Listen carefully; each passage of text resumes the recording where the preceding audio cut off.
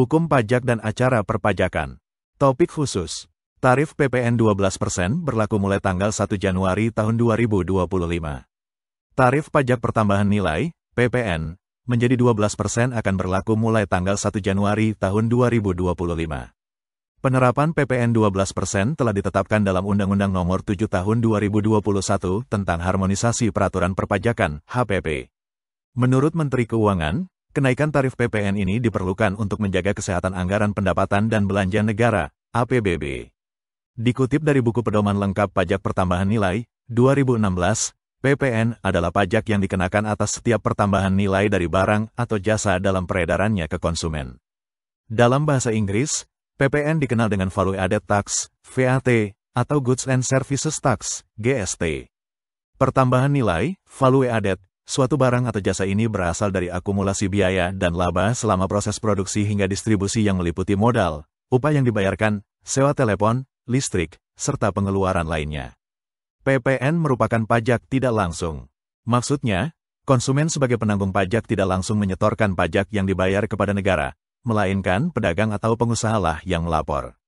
Pada dasarnya, fungsi PPN sama seperti pajak lainnya, yaitu untuk menambah pemasukan negara dan membiayai pengeluaran program-program yang diterapkan pemerintah. Dasar hukum PPN di Indonesia dilansir dari laman Kemenkeu. Dasar hukum PPN di Indonesia adalah Undang-Undang Nomor 8 Tahun 1983 tentang pajak pertambahan nilai barang dan jasa dan pajak penjualan atas barang mewah. Undang-undang tersebut telah beberapa kali diubah menjadi Undang-Undang Nomor 11 Tahun 1994, Undang-Undang Nomor 18 Tahun 2000, dan terakhir Undang-Undang Nomor 42 Tahun 2009. Sementara, pemungutan, penyetoran, dan pelaporan PPN diatur melalui beberapa peraturan Menteri Keuangan. Tarif PPN di Indonesia sejak kali pertama Undang-Undang Nomor 8 Tahun 1983 berlaku, tarif PPN di Indonesia ditetapkan sebesar 10%. Namun, tarif PPN berubah menjadi 11% mulai tanggal 1 April tahun 2022 setelah pemerintah mengesahkan Undang-Undang Nomor 7 Tahun 2022 tentang Harmonisasi Peraturan Perpajakan pada tanggal 29 Oktober tahun 2021. Sesuai kebijakan baru tersebut, nantinya tarif PPN akan dinaikkan untuk kedua kalinya menjadi 12% pada tanggal 1 Januari tahun 2025. Dalam Undang-Undang PPN Nomor 42 Tahun 2009, pemerintah telah menetapkan objek yang dikenakan PPN.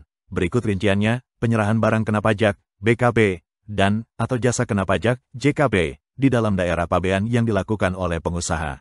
Impor barang kena pajak, penyerahan jasa kena pajak dari luar daerah pabean yang dilakukan oleh pengusaha. Pemanfaatan barang kena pajak tidak berwujud dari luar daerah pabean di dalam daerah pabean. Pemanfaatan jasa kena pajak dari luar daerah pabean di dalam daerah pabean. Ekspor barang kena pajak berwujud oleh pengusaha kena pajak. Ekspor barang kena pajak tidak berwujud oleh pengusaha kena pajak. Ekspor jasa kena pajak oleh pengusaha kena pajak.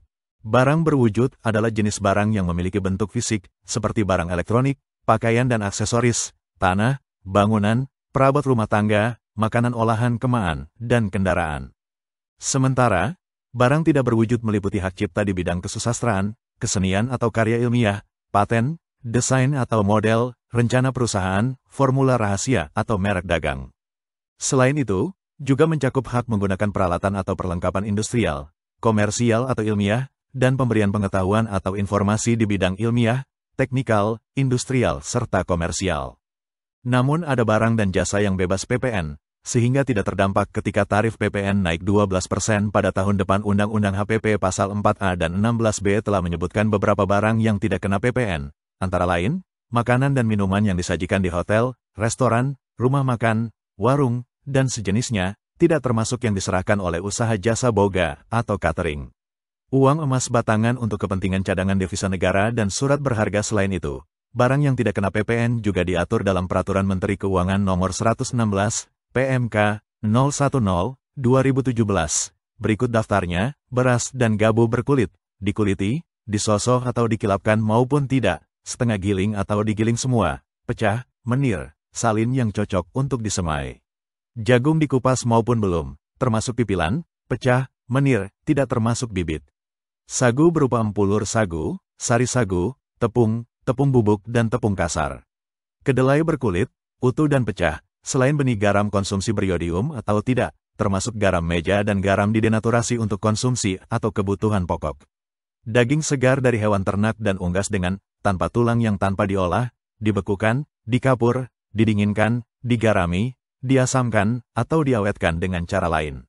Telur tidak diolah, diasinkan, dibersihkan, atau diawetkan, tidak termasuk bibit.